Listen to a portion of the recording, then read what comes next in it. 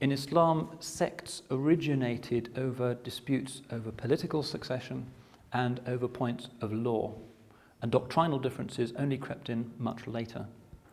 Sunni Islam, made up of these four rites, accounts today and in most periods of Muslim history for around about 90% of all Muslims. So Islam has been comparatively lucky in not being too divided by schism. 90% of Muslims are Sunnis. There is a small sect which originated right at the beginning of Islam called the Kharijites, to whom you will occasionally see allusions. Nowadays, there's only perhaps 500,000 of them left. Kharijites. A few villages in Algeria, and Oman is officially a Kharijite country. These are rigorists who originated for political reasons because they refused to accept the authority of the fourth caliph, Ali. They thought he wasn't pious enough, so they withdrew from him. In practice, you're very unlikely ever to meet any. Much more successful were the other great schismatic group in Islam, the Shia. That's the plural, the name of the denomination, a singular, one individual person from the Shia is called a Shi'i with an I at the end, sometimes partially anglicised to Shiites. Famous because the Shia are the prevailing denomination in Iran. They also account for about half of the population of Iraq, maybe a third of the population of Pakistan, the majority of the population of Azerbaijan. Those are the four places really where you'll find Shia. In the West, they're not particularly numerous. They have a few mosques in the United States and a handful of mosques in England, but they don't have an extensive diaspora. The point of dispute between the Shia and the Sunnis, again, is not basically doctrinal. It is to do with questions of legitimate succession to the Prophet. The Shia believe that Ali, the Prophet's son-in-law, should have succeeded him as temporal ruler of the Muslims following the Prophet's death. So we get this name Shia, which means the faction. The Shi'at Ali are the faction of Ali, the upholders of Ali's legitimate caliphate, i.e. succession to the Prophet. The Sunnis say, no, we believe that Abu Bakr, the Prophet's close friend and companion, was the legitimate first ruler, and he indeed became the first ruler.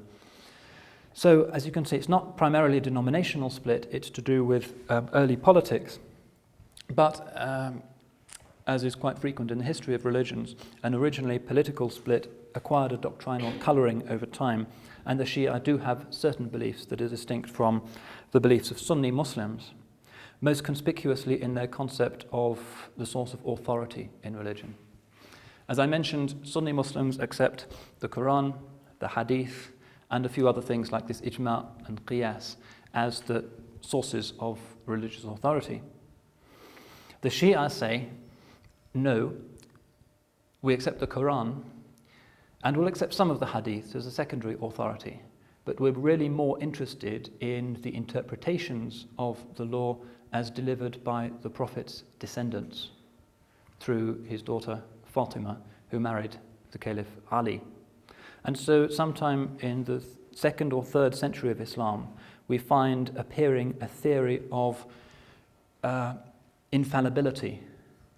12 imams, descendants of the Prophet, who were regarded as infallible, rather in the sense of contemporary papal infallibility, if you like, that their every utterance and form of behavior was guided by God and hence formed part of the Sunnah, was an authoritative source of law and doctrine.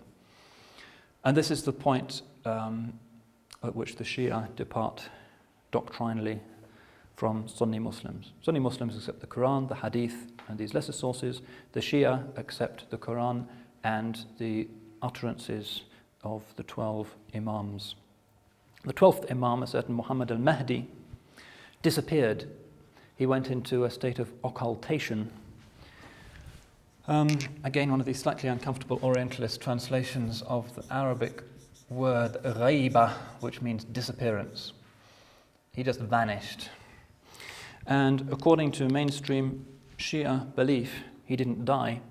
He merely was occulted, entered the hidden realm, and he will appear as the eschatological saviour of the Shia and of the Muslim world at the end of time. He will be the Mahdi, the divinely guided saviour. And the mainstream Shia belief is that the hidden Imam, who is in the state of occultation, is in mystic communication with the appointed hierarchical leadership of the Shia Muslims.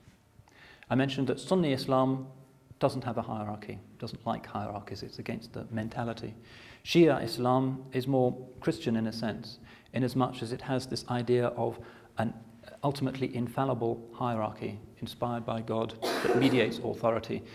Christianity's case, the church being the bride of Christ.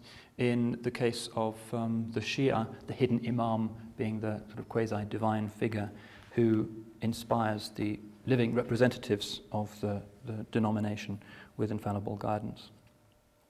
Also, the emphasis on the idea of a saviour at the end of time, much more important for the Shia than for the Sunnis, suggests that there's a parallel between Shiism and Christianity, which is perhaps interesting.